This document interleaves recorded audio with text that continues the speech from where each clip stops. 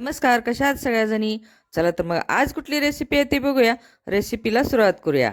इथं गॅस चालू करून घेतलेला आहे. गॅसवरती मी मातीचं भांडं ठेवलेलं आहे. तर त्या भांड्यामध्ये मी तेल ओतून घेणार आहे. तर इथं तेल गरम झालं की मग आपल्याला जिरे मोहरी त्यामध्ये फोडणीमध्ये टाकायची आहे. तेल गरम झालं, जिरे मोहरी टाकलेली आहे. तर इकडं जिरे मोहरी तडतडेपर्यंत मी इकडं वांगे स्वच्छ करून धुवून कट करून घेतलेले आहेत. हे बघू शकता वांगे थोडेसे सुकलेले आहेत. तर चालते, का हरकत नाही. तर इथं आता जिरी मोहरी तडतडली तर मग आता कढीपत्ता टाकायचा आहे. कढीपत्ता तडतडला की मग आपल्याला वाटण टाकायचं आहे.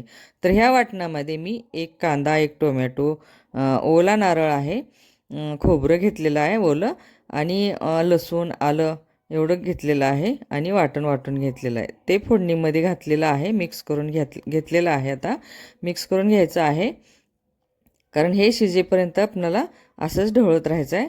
कारण खाली चिटकतं ना, तर त्याची काळजी घ्यायला पाहिजे. तर आता ह्यामध्ये एक टोमॅटो चिरून घालणार आहे, कारण मी वाटणामध्ये पण घातलेला आहे आणि इथं फोडणीमध्ये पण मी टोमॅटो घालणार आहे.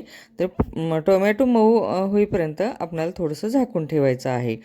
तर हे झालेलं आहे, काढून घ्यायचं आहे. टोमॅटो मऊ झालेला आहे, तर बघू शकता.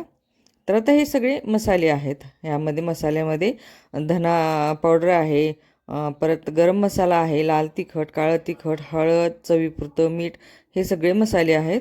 ते घालून घेतलेले आहेत मध्ये फोडणीमध्ये. तर आता हे मिक्स करून आपल्याला थोडंसं शिजवून घ्यायचं आहे. तर थोडं एक वाटी पाणी घातलेलं आहे त्यामध्ये, आणि हे असंच शिजू द्यायचं आहे मसाला, कारण खाली चिटकल ना, म्हणून मग मी पाणी टाकलेलं आहे. तर बघा शिजून मस्त एकदम तेल सुटलेलं आहे आता हे मसाल्याला. आता ह्यामध्ये वांगे सोडून घ्यायचे आहेत.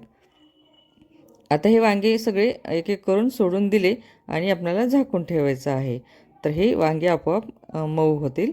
तर आता झालेलं आहे, काढून घेऊया आणि आता हे मसाल्यामध्ये मिक्स करून घेऊया वांगे.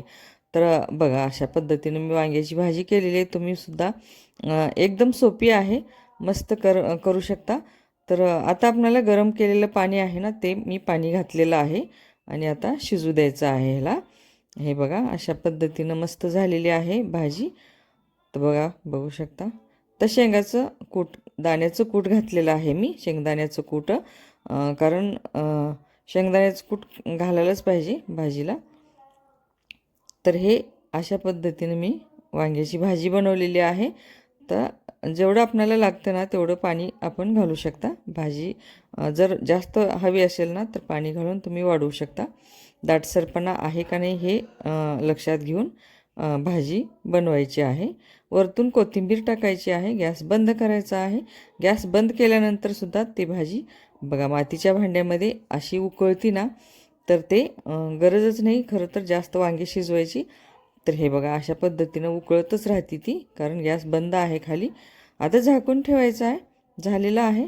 तर आता बघू शकता मस्त झालेली आहे वांग्याची भाजी. तुम्ही शेअर करा, सबस्क्राईब करायला विसरू नका. तर आता ताट वाढून घ्यायचं आहे. ताटामध्ये भात वाढलेला आहे. सलाडमध्ये मी टोमॅटो आणि कांदा आणि लिंबू ठेवलेला आहे. बघू शकता वाटीमध्ये एका वांग्याची भाजी घेतलेली आहे. तुम्ही वांग्याची भाजी बाजरीच्या भाकरीबरोबर किंवा ज्वारीच्या भाकरीबरोबर खाऊ शकता, चपातीबरोबर पण खाऊ शकता. इथं मी चपाती घेतलेली आहे. मस्त झालेली आहे. कशी झाली काय नाही ती मला कमेंट